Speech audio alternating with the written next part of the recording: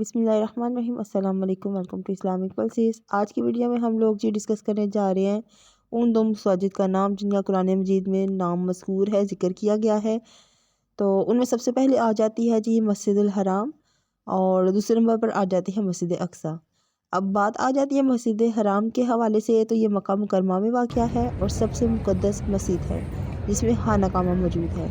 कुरान मजीद में भी इसका ज़िक्र कई मकामात पर आया है, जैसे सूरत बाकरा है उसकी आयत नंबर 144 की 144 में है, और इसी तरह सूरत माइदा में भी इसका नाम मज़कूर है। दूसरे नंबर पर कुरान मजीद में जिस मस्जिद का ज़िक्र आ रहा है वो है जो मस्जिद अक्सा, और ये बैतुल मक़दस यानी कि यरूशलेम में वाक़या है।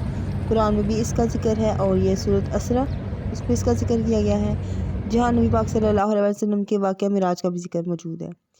इनके अलावा बाज़ दीगर मसाजिद का भी इशारा मौजूद है, जैसे मस्जिद ज़रार का ज़िक्र सूरह तौबा में आया हुआ है, मगर इसका नाम वहाँ ज़िक्र नहीं हुआ बल्कि उसे एक मुनाफ़िकीन की बनाई हुई मस्जिद के तौर पर बयान किया गया है।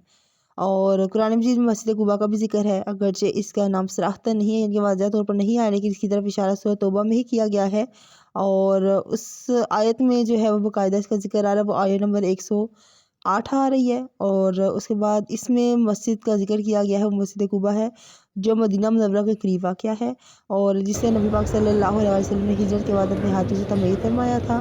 और इस मस्जिद की बुनियाद तक़वा और परहेज़गारी पर भी रखी गई थी, और उससे कुरान मजीद में एक मिसाल के तौर पर बयान किया गया है। तो आज की वीडियो में हम लोगों ने इन दो मसाजिद का ज़िक्र किया है। इंशाअल्लाह नेक्स्ट वीडियो में हम मज़ीद मालूमात लेकर आएंगे।